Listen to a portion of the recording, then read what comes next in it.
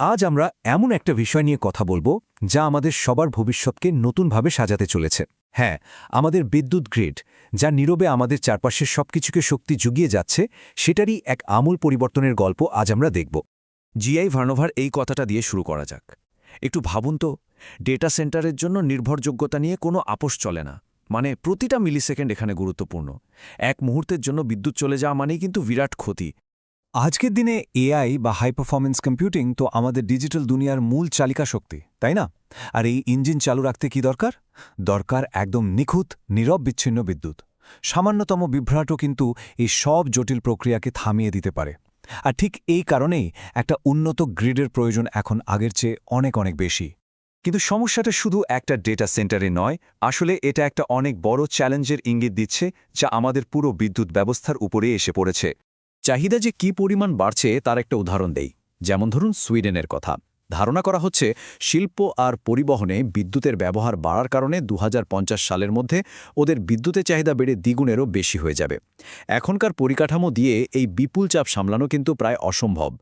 একদিকে যেমন চাহিদা বাড়ছে, অন্যদিকে আরেকটা বড় পরিবর্তন আসছে, আমাদের বিদ্যুৎ উৎপাদনের উৎসগুলো বদলে যাচ্ছে। স্থিতিশীল বড় পাওয়ার প্ল্যান্টের বদলে আমরা এখন ঝুঁকছি সৌর বা বায়ুশক্তির মতো নবায়নযোগ্য উৎসের দিকে, যা অনেকটাই আবহাওয়ার উপর নির্ভরশীল। এখানেই আসল সমস্যাটা। আমাদের পুরনো গ্রিডটা বানানো হয়েছিল একটা ওয়ান ওয়ে রাস্তার মতো, মানে বিদ্যুৎ শুধু বড় প্ল্যান্ট থেকে আমাদের বাড়ি পর্যন্ত আসত। কিন্তু এখনকার পৃথিবীতে এই সিস্টেমটা আর চলছে না। এর ফলে একদিকে যেমন বিদ্যুতের ঘাটতি হচ্ছে, তেমনি পুরো সিস্টেমের স্থিতিশীলতা নিয়েও প্রশ্ন উঠছে। তাহলে এই বিরাট সমস্যার সমাধানটা কি? চলুন একটা দারুণ নতুন আইডিয়ার কথা জেনে নেওয়া যাক, যা হয়তো পুরো খেলাটাই ঘুরিয়ে দিতে পারে। এই সমাধানটার নাম হাইব্রিড পার্ক। লুন্ড ইউনিভার্সিটির একটা গবেষণা বলছে আসল বুদ্ধিটা হলো বিভিন্ন শক্তির উৎসকে এক করে ফেলা। যেমন সাধারণত দেখা যায় যখন রোদ কম তখন বাতাস বেশি থাকে। তো এই দুটোকে একসাথে কাজে লাগিয়ে আর সাথে ব্যাটারি জুড়ে দিলেই কিন্তু একটা স্থিতিশীল বিদ্যুৎ সরবরাহ পাওয়া সম্ভব। হাইব্রিড পার্ক নিঃসন্দেহে একটা দারুণ জিনিস, কিন্তু এটা একা নয়। এটা আসলে স্মার্ট গ্রিড টেকনোলজির যে বিশাল জগৎ, তারই একটা অংশমাত্র। এখানে দুটো ইন্টারেস্টিং কনসেপ্ট আছে, মাইক্রোগ্রিড আর ভার্চুয়াল পাওয়ার প্ল্যান্ট। মাইক্রোগ্রিডকে বলতে পারেন একটা এলাকার নিজস্ব পাওয়ার সেফটি নেটের মতো, মানে বড় গ্রিড বসে গেলেও এটা এলাকাকে চালু রাখবে। আর ভার্চুয়াল পাওয়ার প্ল্যান্ট আরও মজার, এর কোনো নির্দিষ্ট জায়গা নেই। এটা সফটওয়্যার দিয়ে অনেকগুলো ছোট ছোট উৎস, ধরুন বাড়ি বা অফিসের সোলার প্যানেল, এগুলোকে একসাথে করে একটা বড় পাওয়ার প্ল্যান্টের মতো কাজ করায়। অবশ্যই এই নতুন গ্রিড একদিনে তৈরি হবে না, তবে ভালো খবর হলো এর জন্য একটা স্পষ্ট রোডম্যাপ কিন্তু আছে।